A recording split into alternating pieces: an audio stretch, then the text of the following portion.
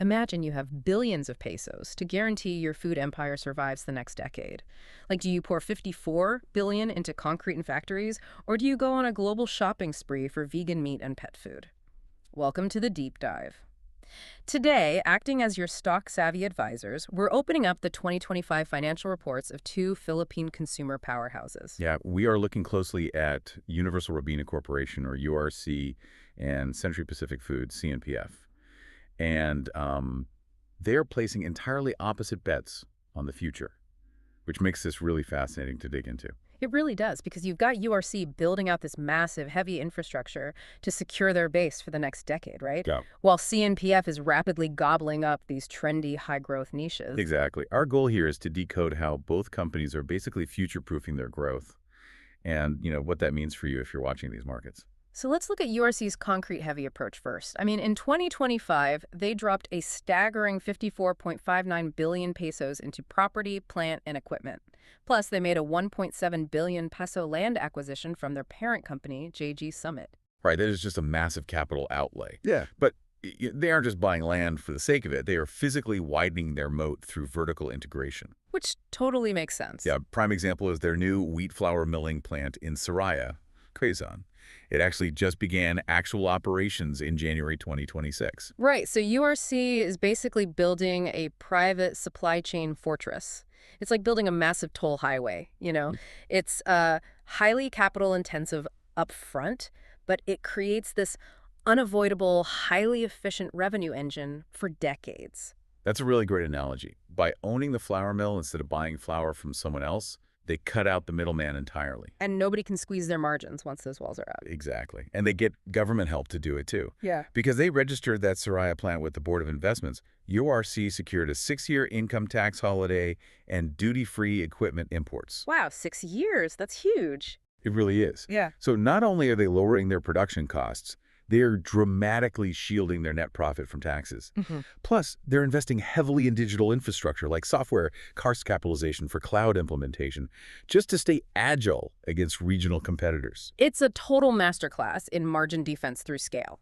So if URC's game is margin defense through self-reliance, CNPF is playing margin offense through premium branding. Right. While URC builds the heavy highways, CNPF is like buying up the trendy sports cars to drive on them. Oh, absolutely. Their 2025 moves were highly aggressive on the global stage. They acquired Loma Linda, along with labels like Neat and Café Roma. Wait, so they're suddenly a major player in the shelf-stable plant-based market in the U.S.? Yeah, exactly. And add to that their coconut segment. They acquired Cocoa Harvest, which gives them a third fully integrated processing facility in Mindanao. Okay, I see how owning the coconut facility at the source guarantees they can fulfill their massive long-term supply deal with Vita Coco. That's smart. Right, it secures the supply chain. But I have to push back a bit on the plant-based meat acquisitions. I mean, that category has been notoriously volatile lately. Doesn't chasing trendy global niches risk the stability of their bottom line? That is a very fair point. Because it feels a lot riskier than just milling your own flour. You're completely right to be skeptical about plant-based volatility. But CMPF didn't just buy a startup idea. Loma Linda is a 130-year-old brand. Oh, I didn't realize it was that old. Yeah, they bought established, sticky shelf space. That's a huge distinction.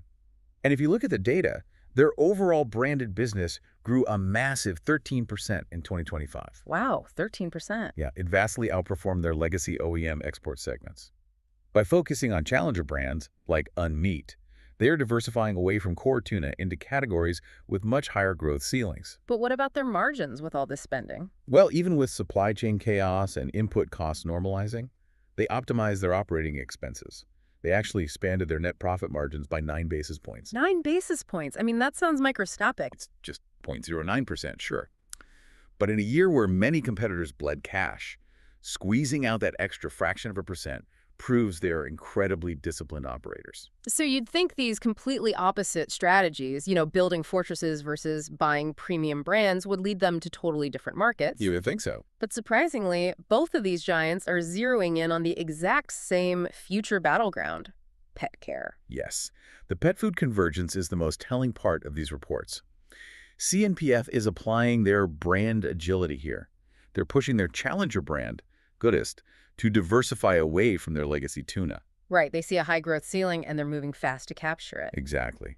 And URC, true to form, is tackling the exact same market by, well, pouring more concrete. Typical URC. Yeah.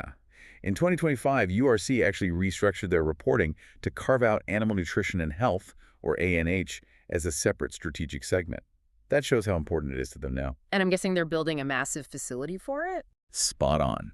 They are building the Cebu Extruder project specifically for pet food. Let me guess. They secured a tax holiday for that too, didn't they? A 5-year BOI tax holiday, yes. They're just waiting on the environmental clearance to launch. Man, they love those tax holidays. So bringing this back to you, the listener, we have URC betting on massive integrated scale and commodities from the ground up. Right, building that heavy manufacturing foundation. While CNPF outmaneuvers legacy players with speed and high-margin brand acquisitions.